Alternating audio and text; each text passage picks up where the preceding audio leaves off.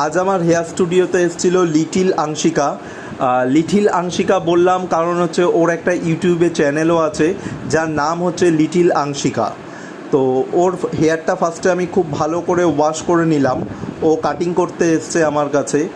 আংশিকা সম্পর্কে আমার একরকম ভাগ্নি হয়, ও থাকে হচ্ছে ভোপালে। তো প্রায় 2 বছর পর আমাদের দেখা হলো। তো ফার্স্টে ওয়াশ করে খুব ভালো করে আমি ওর হেয়ারটা সেরাম অ্যাপ্লাই করে নিলাম। তো তারপর আমি কাটিং শুরু করছি। তো কাটিং করতে করতে প্রচুর গল্প হলো, আড্ডা হলো, কারণ ওর সাথে আমার প্রায় 2 বছর পর দেখা হলো।